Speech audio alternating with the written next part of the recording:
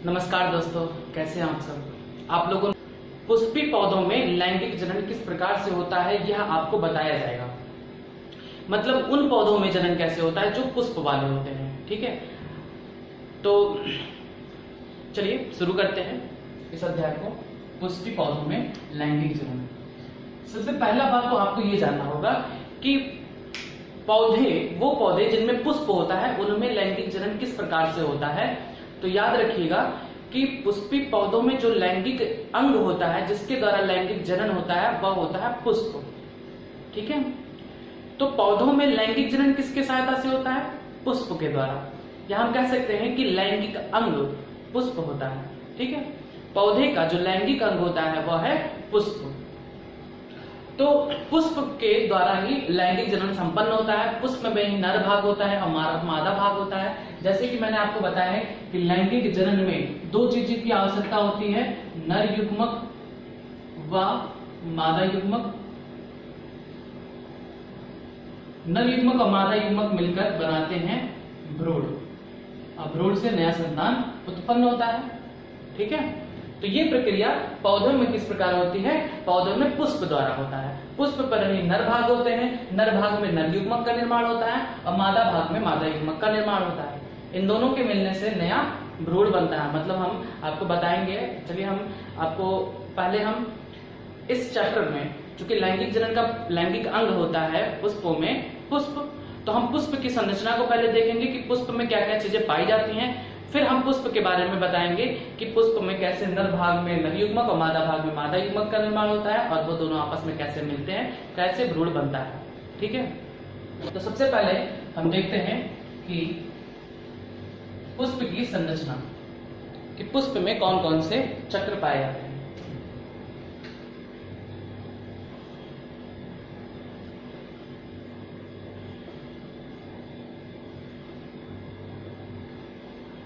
पुष्प की संरचना, एक पुष्प में मुख्य रूप से 4 चक्र पाए जाते हैं। एक नीचे की तरफ होता है, इस तरह से ग्रीन कलर का पत्ती के समान संरचना होता है जो पुष्प से लगा होता है। पत्ती के समान एक संरचना होता है जो पुष्प से लगा होता है। इसे हम कहते हैं वायदलपुंज। वायदलपुंज या इंग्लिश में से कहते हैं कैलिक्स। उसके बाद एक दूसरा चक्र होता है पुष्प में जो रंगीन कलर का भाग होता है, रंगीन कलर का भाग जिसे हम कहते हैं दलपुंज, कोरोला।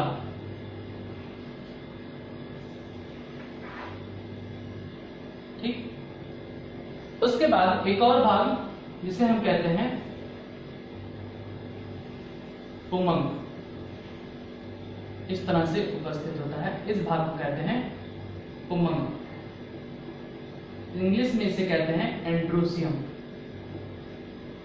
इस चैप्टर को पढ़ने के लिए, पुष्पी पौधों में लैंगिक जनन पढ़ने के लिए पुष्प की संरचना अति आवश्यक है पढ़ना। बिना आप पुष्प की संरचना पढ़े आप इस चैप्टर को समझ नहीं सकते। इसीलिए आपको सबसे पहले पुष्प की संरचना देखना होगा कि किस प्रकार से पुष्प में क्या क्या पाए जाते हैं।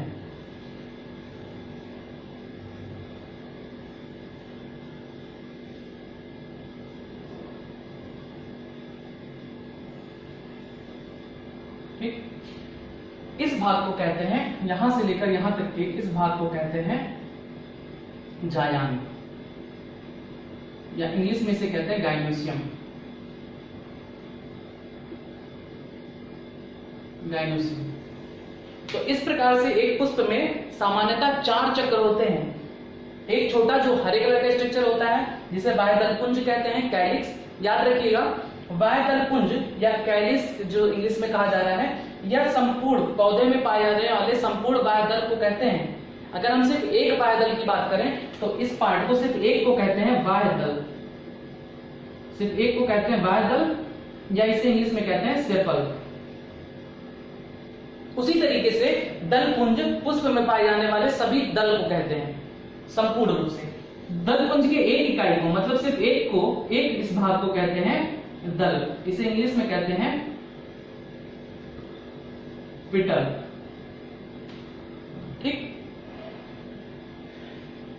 उसी तरीके से पुमंग पुष्प में उपस्थित जितने भी भाग हैं, मतलब जितने भी ये भाग पाए जाते हैं, उन सबको सम्मिलित रूप से पुमंग कहते हैं। अगर एक की बात करा जाए तो एक को कहते हैं, एक इकाई को, मतलब पुमंग की एक इकाई को, सिर्फ एक सिंगल को कहते हैं पुंकेसर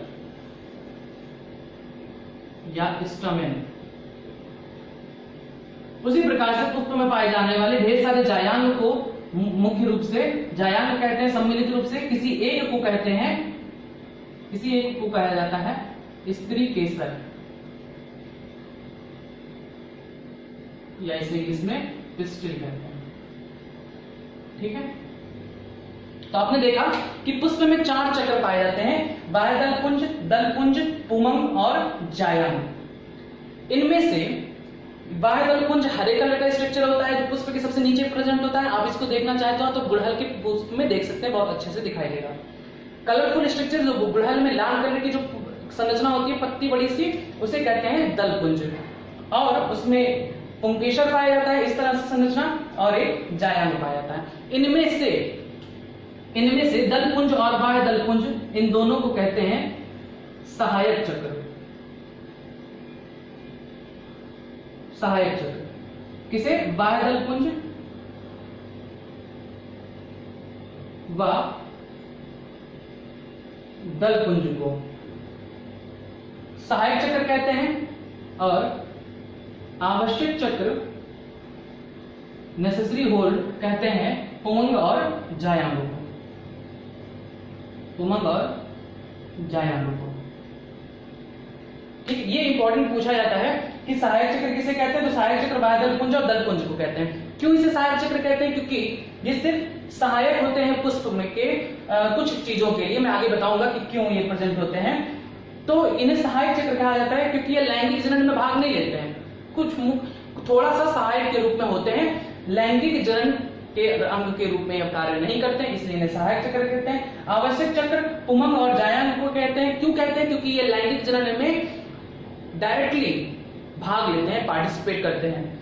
पुमंग और जायांग लैंगिक जनन के अंग होते हैं, इसीलिए इन्हें आवश्यक चक्र कहा जाता है। ठीक, तो ये था एक संपूर्ण पुष्प का संरचना, इसको आपको याद रखना पड़ेगा। अब हम कुछ और चीजें बताएंगे, जैसे पुंकेसर के कितने भाग होते हैं। तो पुंकेसर के 2 भाग होते हैं, एक ये जिसे कहते हैं परागकोश एंथर, और दूसरा ये जिसे कहते हैं पुतंतु, इंग्लिश में इसे कहते हैं फिलामेंट। पुंकेसर के 2 भाग होते हैं, एक परागकोश, दूसरा फिलामेंट या पुतंतु, और जायांग के 3 भाग होते हैं। सबसे ऊपर ये वाला भाग कहलाता है वर्तिकाग्र, जिसे इंग्लिश में कहते हैं स्टिग्मा। इस नली को कहते हैं वर्तिका, इसे इंग्लिश में स्टाइल, और इस भाग को यहां से लेकर यहां तक, इस भाग को कहते हैं अंडाशय, ओवेरी। पुमंग, पुमंग पुष्प का नर भाग होता है। पुमंग पुष्प का नर भाग होता है, और जायांग पुष्प का मादा भाग होता है। पुमंग पुष्प का नर भाग होता है और जायांग पुष्प का मादा भाग होता है। मतलब ये कि पुमंग के अंदर नर युग्मक बनेगा और जायांग के अंदर मादा युग्मक बनेगा। जायांग का जो अंडाशय वाला भाग है, अंडाशय में ढेर सारी इस तरह से संरचनाएं पाई जाती हैं, जिन्हें हम कहते हैं बीजांड, इंग्लिश में ओव्यूल कहा जाता है। इसी बीजांड के अंदर एग सेल होता है, इसी बीजांड के अंदर एग सेल होता है, जिसे हम कहते हैं मादा युग्मक।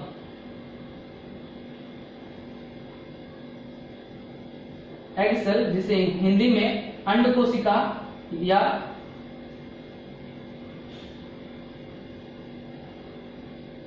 मादा युग्मक कहा जाता है। ठीक है, समझ में आया कितनी बातें? मादा युग्मक कहां बनता है? बीजांड के अंदर। ठीक, ये बीजांड है, बीजांड के अंदर मादा युग्मक अंड कोशिका के रूप में बनता है। ठीक, उसके बाद पुमंग नर भाग है। पुमंग नर भाग है, पुमंग के 2 भाग होते हैं, परागकोश और एंथर, सॉरी फिलामेंट। परागकोश जिसके अंदर परागकोश के अंदर परागकण का निर्माण होता है, परागकण पॉलन ग्रेन, और इन्हीं परागकणों के अंदर ही क्या होता है, नर युग्मक।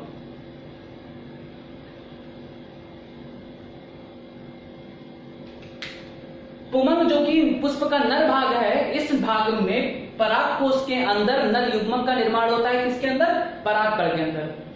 तो हम कह सकते हैं कि परागकण नर युग्मक है, ठीक कह सकते हैं, परागकण नर युग्मक है। और इस परागकण का निर्माण कहां होता है, परागकोश या एंथर में होता है। तो इस प्रकार से पुमंग में नर युग्मक बन रहा है, इसलिए इसे नरभाग कहते हैं। और जायांग में आपको दिखाई दे रहा है, जायांग के अंडाशय में उपस्थित बीजांड में अंड कोशिका बन रही है, जिसे हम मादा युग्मक कहते हैं, इसलिए हम जायांग को मादा भाग कह सकते हैं। ठीक, तो अब हम समझते हैं, यहीं पर थोड़ा सा हम आपको बता दें कि कैसे पुष्पी पौधों में लैंगिक जनन होता है। थोड़ा सा इंट्रोडक्शन देंगे, आगे हम और डिटेल इसका बताएंगे। ठीक है, थोड़ा सा समझे रहेंगे तो आपको आसानी रहेगी। तो आइए हम थोड़ा सा दिखाते हैं कि आपको यहां पर किस प्रकार से जनन होता है, लैंगिक जनन होता है।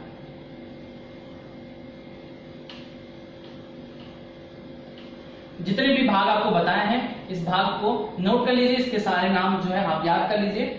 अब हम आपको थोड़ा सा बताएंगे कि किस प्रकार से यहां पर जनन पुष्पों में होता है। देखिए, जनन का मतलब ये होता है नर युग्मक और मादा युग्मक आपस में संलयित होते हैं और क्या बनाते हैं, युग्मनज बनाते हैं। यही युग्मनज धीरे धीरे आगे बढ़कर भ्रूण बनाता है, भ्रूण से नया पौधा विकसित होता है। लेकिन यहां पर बीज के रूप में बनता है। ठीक है, चलिए उसके बारे में आगे डिस्कस करेंगे। फिलहाल हमें जो जानना है लैंगिक जनन के बारे में वो हम जानते हैं। आपको मैंने बताया कि परागकोश के अंदर परागकण बनता है और इसी परागकण में नर युग्मक उपस्थित होता है और यहां पर मादा युग्मक बनता है। जब पुष्प पूरी तरीके से विकसित हो जाता है, परिपक्व हो जाता है, तब यह परागकोश फट जाता है और इसके फटने से जो इसमें उपस्थित ढेर सारे परागकण हैं, वो परागकण विभिन्न माध्यमों के द्वारा, या तो हवा के द्वारा या कीटों के द्वारा, मनुष्य के द्वारा, किसी भी द्वारा यहां से उड़कर कहां आएंगे, इसकी वर्तिकाग्र पर। ये पुष्प का वर्तिकाग्र क्षेत्र है, स्टिग्मा। जैसे ही वर्तिकाग्र पर पहुंचेंगे, ये परागकण कुछ दिन बाद या कुछ देर बाद यह परागकण अंकुरित होने लगते हैं। अंकुरित होते हैं और यहां से एक पराग नलिका बनाते हैं। पराग नलिका कहां प्रवेश करती है, बीजांड के अंदर। इसे कहते हैं पराग नलिका। पराग नलिका धीरे धीरे विकसित होकर कहां पहुंचती है, बीजांड के अंदर प्रवेश करती है। क्योंकि आपको पता है कि परागकण के अंदर मेल गैमीट नर युग्मक होते हैं। यह नर युग्मक आगे ट्रेवल करके कहां पहुंचेगा, बीजांड के अंदर प्रवेश करेगा और बीजांड में पहले से उपस्थित है मादा युग्मक। नर युग्मक और मादा युग्मक यहाँ पर फ्यूज करेंगे, संलयित होंगे। और मैंने भी बताया कि नर युग्मक मादा युग्मक फ्यूज करके क्या बनाएंगे, युग्मनज। और युग्मनज धीरे धीरे बढ़ेगा, भ्रूण बनाएगा और भ्रूण से नया संतान उत्पन्न होता है। क्योंकि पुष्प है इसलिए पुष्प में भ्रूण सुरक्षित हो जाता है बीज के रूप में। जब बीज बाहर आता है तब वह धीरे धीरे अंकुरित होकर नया संतान, नया पौधा बनाता है। ठीक, तो इस प्रकार से पुष्पी पौधों में लैंगिक जनन होता है, इस बात को याद रखिएगा। तो इस चैप्टर को पढ़ने के लिए आपने समझ ही चुके होंगे कि पुष्प की संरचना सबसे पहले इंपॉर्टेंट है। पुष्प की संरचना आप पूरी तरीके से याद कर लीजिए, उसके बाद आपको हम धीरे धीरे एक एक प्रोसेस बताएंगे। चूंकि थोड़ा सा चैप्टर थोड़ा सा लंबा है, इसलिए मैं पार्ट में इसको बनाऊंगा। पहले पार्ट में मैंने आपको पुष्प की संरचना के बारे में बताया, अब हम पहले ही पार्ट में आपको इस नर भाग के बारे में बताएंगे। ठीक, फिर सेकंड पार्ट में आपको हम मादा भाग के बारे में बताएंगे। तो चलिए नर भाग के बारे में देख लेते हैं कि पुष्प के नर भाग में क्या कैसे होता है।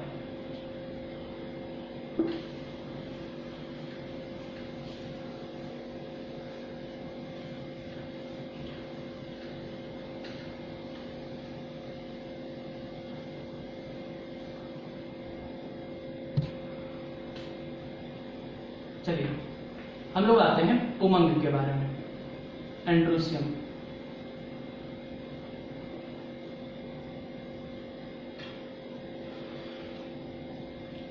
जैसे कि मैंने पहले बता चुका कि पुमंग, एंड्रोसियम कि एक इकाई को, एक सिंगल यूनिट को कहते हैं पुंकेसर। इसको क्या कहते हैं? पुंकेसर। ढेर सारे पुंकेसर को साथ में कहते हैं पुमंग। और आपको पहले बता चुका हूं पुंकेसर के दो भाग होते हैं, इस भाग को कहते हैं परागकोश और इस भाग को कहते हैं पुतंतु, इंग्लिश में फिलामेंट, इसे इंग्लिश में एंथर कहते हैं। प्रत्येक परागकोश, ये तो एक नली है, इससे हमसे उतना मतलब नहीं है। परागकोश के बारे में पढ़ते हैं। परागकोश में क्या होता है? हर प्रत्येक परागकोश में, प्रत्येक प्रकार परागकोश में दो पालियां होती हैं, एक ये पाली, दूसरा ये पाली, दो पालियां होती हैं।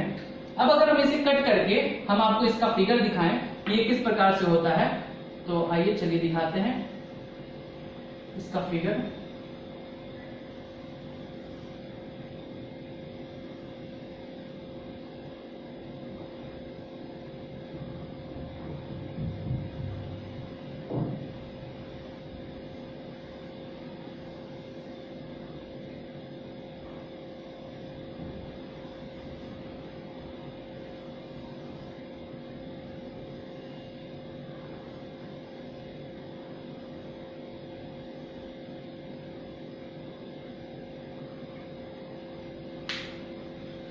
प्रत्येक परागकोश में दो पाली होती है, एक ये और दूसरा ये।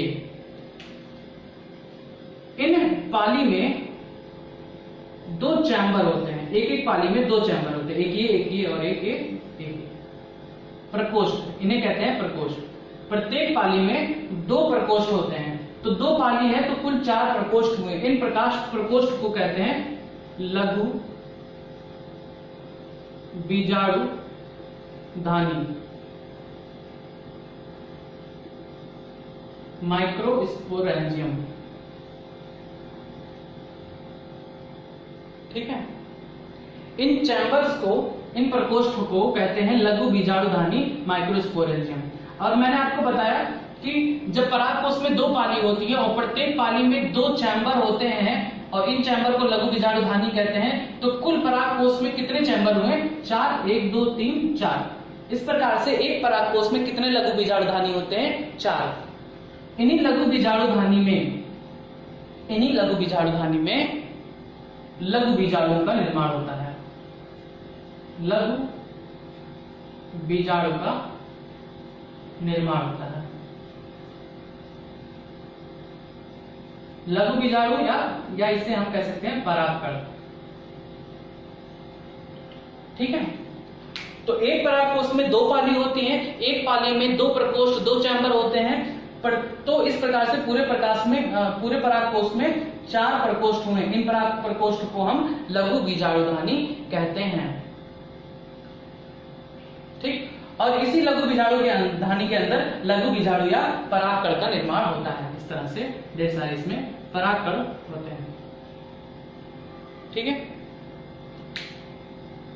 ये था पुमंग के बारे में, पुमंग की संरचना हो गई। अब हम आते हैं कि किस प्रकार से लघु बीजाणु या परागकण इसके अंदर बनता है, उस प्रोसेस के बारे में हम समझते हैं, जिसे कहते हैं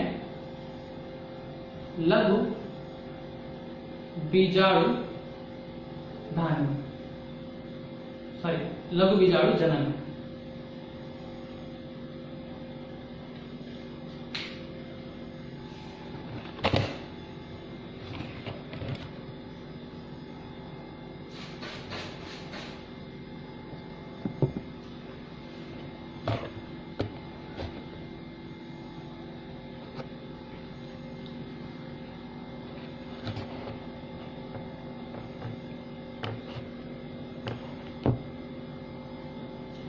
तो आइए लघु बीजाणु जनन को जानते हैं। लघु बीजाणु जनन को जानने से पहले हम इस संरचना को बारे में आपको बनाकर दिखाएंगे कि एक लघु बीजाणुधानी में क्या क्या चीजें होती हैं।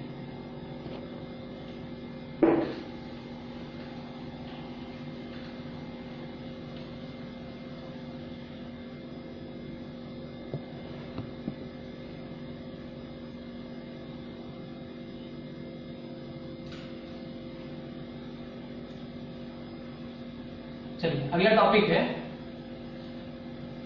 लघु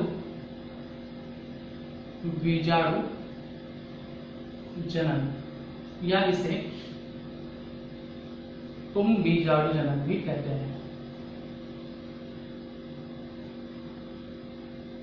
पुंबीजाणु जनन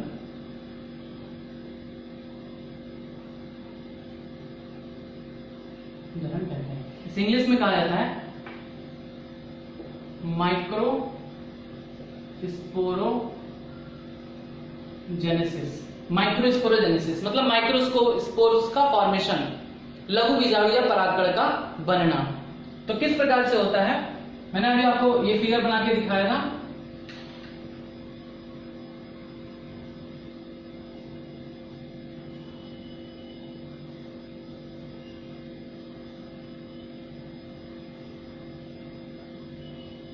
किस प्रकार से इसमें चैम्बर्स होते हैं। अब इन्हीं को हम अलग करेंगे, जूम करेंगे और बड़ा करके दिखाएंगे कि किस प्रकार से इनकी संरचना होती है। तो याद रखिएगा कि परागकोश में बहुत सारी कोशिकाएं होती हैं, जिनमें से एक ऐसी कोशिका जिसे कहते हैं अधोस्तरीय कोशिका। परागकोश में एक कोशिका होती है जिसे कहते हैं अधोस्तरीय कोशिका, इंग्लिश में इसे कहते हैं हाइपोडर्मल सेल। अधोस्तरीय कोशिका आकार में बड़ी हो जाती है, आकार में बड़ी होकर यह बनाती है परपरशु कोशिका। परपरशु कोशिका को इंग्लिश में कहते हैं आर्कीस्पोरियल सेल। यहां पर एक कोशिका पाई गई जिसे अधोस्तरीय कोशिका कहते हैं। अधोस्तरीय कोशिका आकार में बड़ी हुई और इसे कहते हैं परपरशु कोशिका। परपरशु कोशिका पुनः विभाजित होगा, अभी सिर्फ समसूत्री विभाजन होगा, विभाजित होगा और विभाजित होकर दो कोशिकाएं बनाता है। एक को कहते हैं प्राथमिक भित्तीय कोशिका, प्राथमिक भित्तीय कोशिका जिसे इंग्लिश में कहते हैं प्राइमरी पैराइटल सेल। और दूसरा जो कोशिका बनाता है उसका नाम है प्राथमिक पुंबीजाणु जनन कोशिका।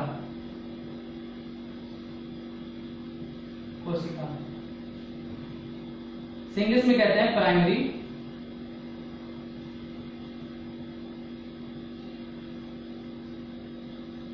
Sporogenous cell. ठीक है, primary microsporogenous cell, microsporogenous cell. तो परागकोश में उपस्थित अधोस्तरीय कोशिका विभाजित होकर परपरशु कोशिका बनाती है, सॉरी बड़ा होकर परपरशु कोशिका बनाती है। परपरशु कोशिका विभाजित होकर समसूत्री विभाजन द्वारा दो कोशिका बनाती है। एक को कहते हैं प्राथमिक भित्तीय कोशिका, दूसरे को कहते हैं प्राथमिक पुंबीजाणु जनन कोशिका। अब ये प्राथमिक भित्तीय कोशिका लगातार विभाजित होकर एक कोशिका से दो से चार, 4 से 8, 8 से 16 कोशिकाओं का समूह बना देती है। और जब बहुत सारे कोशिका बन जाते हैं तो यह कई सारे स्तरों में विभाजित हो जाता है। स्तरों में विभाजित हो जाता है। कुल कितने स्तर बनाता है? प्राथमिक भित्तीय कोशिका 3 स्तर बनाता है। एक जिसे कहते हैं वह स्तर, दूसरा मध्य स्तर। मध्य स्तर करीब 1 से 3 लेयर का होता है। 1 से 3 स्तर मध्य स्तर कहलाता है और यह जल्द ही नष्ट हो जाता है। नष्ट होकर परागकण जो बन रहे होते हैं उन्हें पोषण प्रदान करता है। उसी प्रकार तीसरा जो लेयर होता है उसे कहते हैं टेपिटम। सबसे अंदर की तरफ जो स्तर होता है उसे कहते हैं टेपिटम। टेपिटम भी नष्ट होकर पोषण प्रोवाइड करता है किसको? जो बन रहे हैं परागकण उनको पोषण प्रोवाइड कराता है। ये क्वेश्चन बहुत पूछा जाता है कि टेपिटम का कार्य बताइए। तो टेपिटम का कार्य होता है विकसित हो रहे परागकणों को पोषण प्रदान करना। अब जब ढेर सारी कोशिकाएं होती हैं तो कोशिकाओं का अरेंजमेंट शुरू होता है। ठीक है,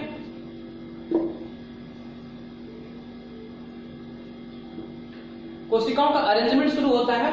प्राथमिक द्वितीय कोशिका विभाजित होकर ढेर सारी स्तर बनाती है। एक सबसे वाह्य स्तर इस प्रकार से वाह्य स्तर बनाता है, कोशिकाओं का एक स्तर सबसे बाहरी तरफ जिसे हम कहते हैं वाह्य स्तर। फिर 1 से 3 लेयर करीब बनाता है मध्य स्तर।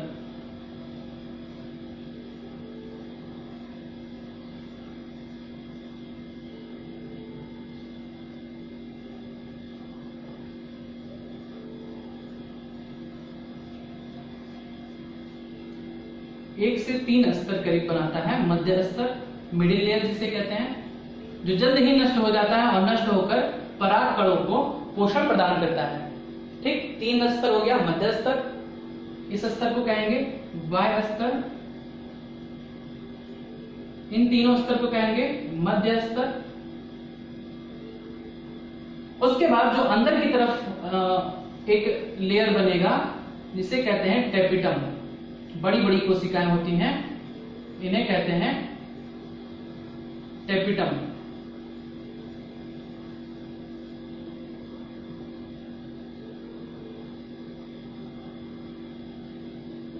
ये स्तर कहलाएगा टेपिटम। टेपिटम नष्ट होकर विकसित हो रहे परागकणों को पोषण प्रदान करता है। तो ये था प्राथमिक द्वितीय कोशिका। प्रपुष्प कोशिका से 2 कोशिकाएं बनी थी, एक था प्राथमिक द्वितीय कोशिका, दूसरा बना था प्राथमिक पुंज बीजाणु जनन कोशिका। प्राथमिक द्वितीय कोशिका विभाजित होकर कुल 3 लेयर बनाती है, एक बाह्य स्तर, फिर मध्य स्तर और टेपिटम। तीनों के कार्य भी हमने बता दिया। अब दूसरा जो प्राथमिक पुंज बीजाणु जनन कोशिका बना था, यहां पर बचा हुआ है प्राथमिक पुंज बीजाणु जनन कोशिका। प्राथमिक पुंज बीजाणु जनन कोशिका में अर्धसूत्री विभाजन होता है। प्राथमिक पुंज बीजाणु जनन कोशिका में अर्धसूत्री विभाजन होता है और इससे ढेर सारे पराग कणों का निर्माण होता है। याद रखिएगा, मैंने पहले भी बताया था बेसिक ऑफ बायोलॉजी में कि एक बार जब एक किसी सेल में अर्धसूत्री विभाजन होता है, एक कोशिका में अर्धसूत्री विभाजन के द्वारा 4 कोशिकाएं बनती हैं। तो यहाँ पर एक अर्धसूत्री विभाजन के द्वारा 4 बनेंगे, इन 4 से फिर 4 बनेंगे, मतलब 16 कुल कोशिकाएं बनेंगी। इस प्रकार से ढेर सारी कोशिकाएं बनती हैं। मतलब हम कहेंगे कि एक प्राथमिक पुंज बीजाणु जनन कोशिका से, सॉरी यहाँ पर थोड़ी सी गलती हो गई, पहले जो पुंज बीजाणु जनन कोशिका है, पुंज बीजाणु जनन कोशिका में समसूत्री विभाजन होता है। पुंज बीजाणु जनन कोशिका में समसूत्री विभाजन होता है। इससे जो कोशिका बनती है इसे कहते हैं लघु बीजाणु मात्र कोशिका। लघु बीजाणु मात्र कोशिका, microspore mother cell, microspore mother cell MMC। ठीक है, माइक्रोस्पोर मदर सेल जो बनता है इसमें अर्धसूत्री विभाजन होता है। इसमें अर्धसूत्री विभाजन होकर एक लघु बीजाणु मात्र कोशिका से 4 परागकण या लघु बीजाणुओं का निर्माण होता है। ठीक है, अब ये 4 बने तो ये 4 फिर विभाजित होके, सॉरी यहाँ पर समसूत्री विभाजन के द्वारा ये बना, फिर इससे एक कोशिका और बनेगी, ढेर सारी इसी तरीके से अनेक परागकणों का निर्माण होता है। और परागकण कहां पर स्थित है? इस जगह पर, जो कि मैंने आपको बताया भी था, बीच में लघु बीजाणु धानी में। ठीक, तो ये था आपका लघु बीजाणु जनन की किस प्रकार से लघु बीजाणु या परागकणों का निर्माण होता है।